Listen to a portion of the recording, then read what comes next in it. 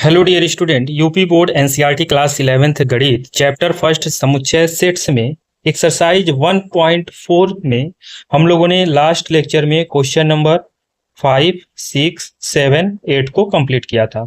आज हम question number 9, 10, 11, 12 पे डिस्कशन करने वाले हैं। तो अगर आपने लास्ट लेक्चर को नहीं देखा है तो उसे देख लें, तभी आपको आगे की चीजें समझ में आएंगी। क्वेश्चन नंबर 9, 10, 11, 12 को स्टार्ट करने से पहले, जैसा कि आपको पता है कि मैं हर बार आपको कुछ ना कुछ पॉइंट बताते रहता हूं, तो आज भी आपके लिए एक पॉइंट है, समुच्चयों का अंतर।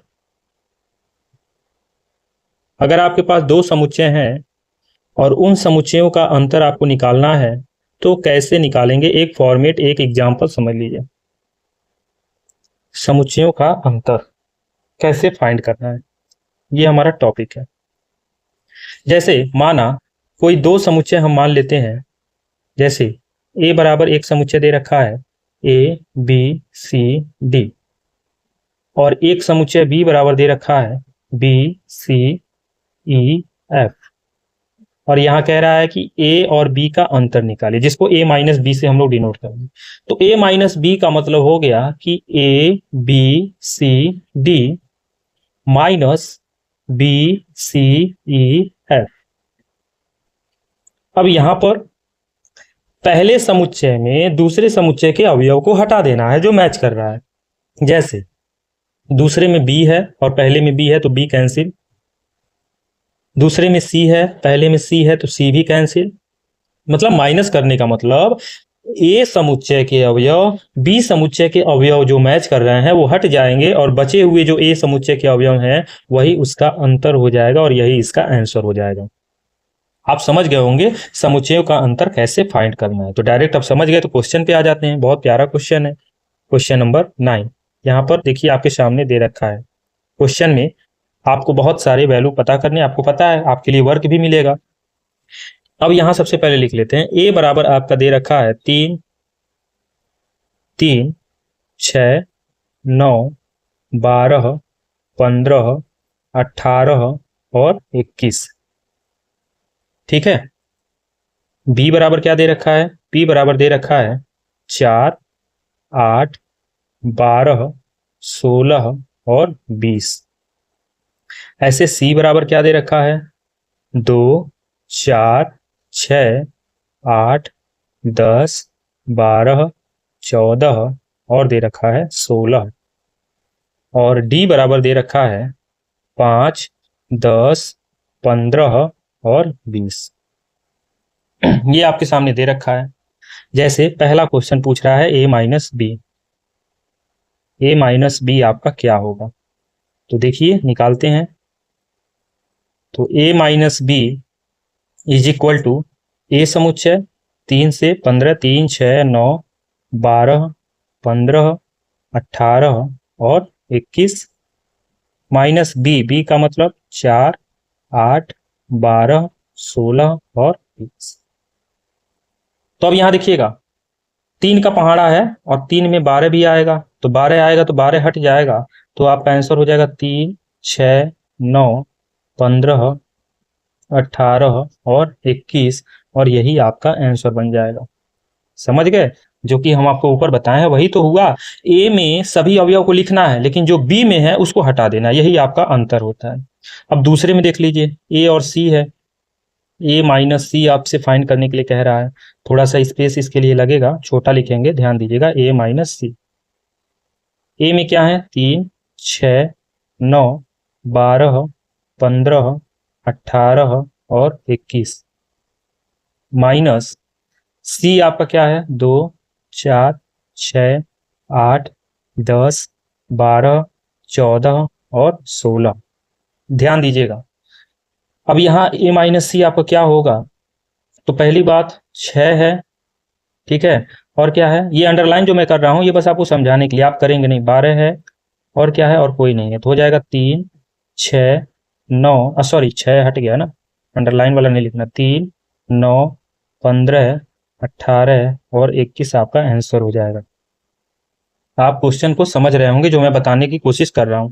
ऐसे ए माइनस डी देख लीजिए, तीसरा ए माइनस डी क्या होगा, तो ए माइनस डी के लिए हम क्या करेंगे, A minus D is equal to, A आपका क्या है 3 का 21 तक है, 3, 6, 9, 12, 15, 18 और 21, फिर माइनस है, फिर आपका डी है और डी में है 5, 10, 15, 20, 5, 10, 15, 20, तो इन दोनों में ध्यान दीजिए तो 15 कॉमन है, 15 हट जाएगा तो ए माइनस डी आपका आ जाएगा 3, 6, 9, 12, 18 और 21, ये आपका आंसर बन जाएगा। क्वेश्चन समझ में आ गया। अब ऐसे ही आपका 4 है, यहाँ पे मैं लिख दूं 4 में कह रहा है कि बी माइनस ए बताइए कितना होगा। इसका सॉल्यूशन क्या होगा, तो b माइनस ए का मतलब यहाँ पे एक लाइन खींच दें, b माइनस ए का मतलब क्या हो गया, b आपका कितना है, तो b आपका है 4, 8, 12, 16, 20, 4, 8, 12, 16 और 20, और माइनस ए आपका कितना है 3, 6, 9, 12, 15, 18 और क्या है 21। अब यहाँ ध्यान दीजिएगा, ध्यान देने वाली बात यह है कि दोनों में क्या चीजें कॉमन हो रही हैं, तो 12 कॉमन है और कोई कॉमन नहीं है, तो b माइनस ए की वैल्यू आपकी हो जाएगी 4, 8, 16 और 20, ये आपका आंसर हो जाएगा।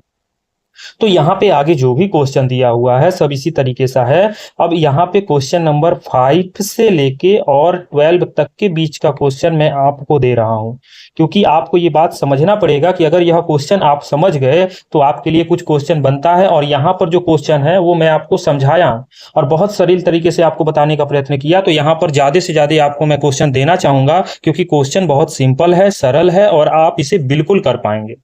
तो मुझे पूरी उम्मीद है कि यह जो आपको वर्क मिला हुआ है इस वर्क को आप जरूर कंप्लीट कर लेंगे। आप 5 से लेकर 12 तक के क्वेश्चंस को HW में जरूर कर लीजिएगा, ये मुझे पूरा विश्वास है। अब आगे क्वेश्चन पे पढ़ेंगे, क्वेश्चन नंबर 10। क्वेश्चन नंबर 10 भी उसी टाइप का है, इसका सॉल्यूशन देख लीजिए। इसमें सॉल्यूशन में x की वैल्यू दे रखा है ABCD, ABCD। अब यहां पर y की वैल्यू दे रखा है, क्या दे रखा है, FD, FB है, B और D और G। अब यहां पर फर्स्ट में आपसे पूछ रखा है कि x माइनस वाई क्या होगा। x माइनस वाई का मतलब हो गया ABCD और माइनस y का मतलब हो गया FBDG। अब इसको माइनस करेंगे तो माइनस का मतलब क्या हो गया, x के एलिमेंट को y के एलिमेंट से कैंसिल करना है, तो b आपका कैंसिल हो गया और d आपका कैंसिल हो गया, तो रिजल्ट आपका बन जाएगा A, C। ये आपका आंसर हो जाएगा फर्स्ट का। ठीक है, सेकेंड में आपसे क्या कह रहा है, सेकेंड में आपसे y माइनस एक्स कह रहा है, तो y के एलिमेंट क्या है FBDG माइनस, और a में क्या है ABCD। माइनस करेंगे तो BD माइनस हो जाएगा, लेकिन y वाले समुच्चय को लेके चलना है तो F, G आपका आंसर हो जाएगा।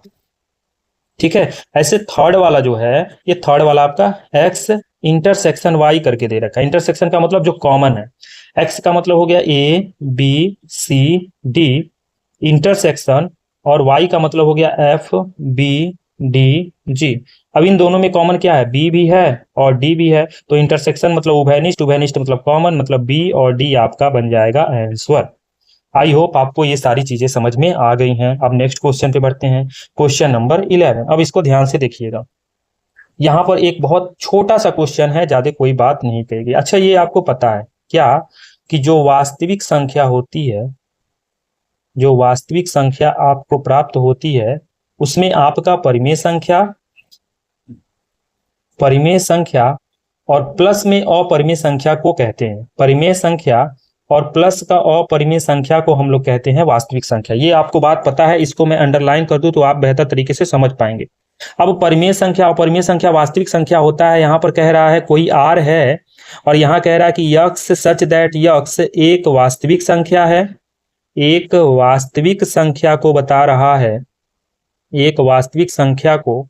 और दूसरा, ये मैं समुच्चय निर्माण में लिखा हूं, एक q है और q में कह रहा है कि ये परिमेय, मतलब यक्स सच दैट यक्स जो है एक परिमेय संख्या है, परिमेय संख्या को दिखा रहा है। और यहाँ पर प्रश्न में आपसे यह पूछा गया है कि r माइनस क्यू क्या होगा, तो r माइनस क्यू का मतलब क्या हो गया, यहाँ पर x सच दैट यक्स एक वास्तविक संख्या, एक वास्तविक संख्या है, और माइनस का सेकेंड के तरफ एक्स सच दैट यक्स जो है एक परिमेय संख्या है, एक परिमेय संख्या। और आपको पता है कि यहाँ पर वास्तविक में परिमेय अपरिमेय दोनों है, तो परिमेय जब कटेगा तो बचेगा क्या, अपरिमेय। तो यक्स सच दैट यक्स एक अपरिमेय संख्या आपका बच जाएगा और यही आपका आंसर हो जाएगा। क्योंकि समुच्चय निर्माण में जब हम लिखे हैं तो आंसर भी इसी में लाएंगे और ये आपका आंसर हो जाएगा। यानी आर कामा यक्स जो है वो किस समुच्चय को दिखाएगा, अपरिमेय संख्या के समुच्चय को दिखाएगा। और इस एक्सरसाइज का लास्ट क्वेश्चन ये रहा आपके सामने, जो कि असंयुक्त वाला क्वेश्चन हम लोग कर चुके हैं। सत्य असत्य बताना है। असंयुक्त का मतलब क्या होता है कि कॉमन नहीं होना चाहिए। अब यहाँ देखिए 3, पहले में ही 3 कॉमन मिल गया, मतलब ये कथन आपका हो जाएगा असत्य। दूसरे में देखिए असंयुक्त मतलब ए, जैसे एक अवयव भी अगर कॉमन मिल गया तो वो सत्य नहीं हो, क्योंकि वो संयुक्त समुच्चय होगा, न कि असंयुक्त। तीसरे में देखिए तो यहाँ पर आप ध्यान से देखेंगे कुछ भी कॉमन नहीं है, तो ये आपका सत्य है, क्योंकि ये असंयुक्त होगा, क्योंकि कॉमन नहीं है। चौथे में अगर ध्यान से देखिए यहाँ भी कुछ कॉमन नहीं है, तो ये भी असंयुक्त होगा, ये भी आपका कथन सत्य हो गया। आई होप आपको सारी चीजें बेहतर समझ में आ गई होंगी। मैंने अच्छे से समझाने का प्रयत्न किया है। आपको अगर वीडियो अच्छा लगा तो लाइक कीजिएगा और अपने मित्रों तक शेयर जरूर कीजिएगा। मिलते हैं नेक्स्ट लेक्चर में। Thank you.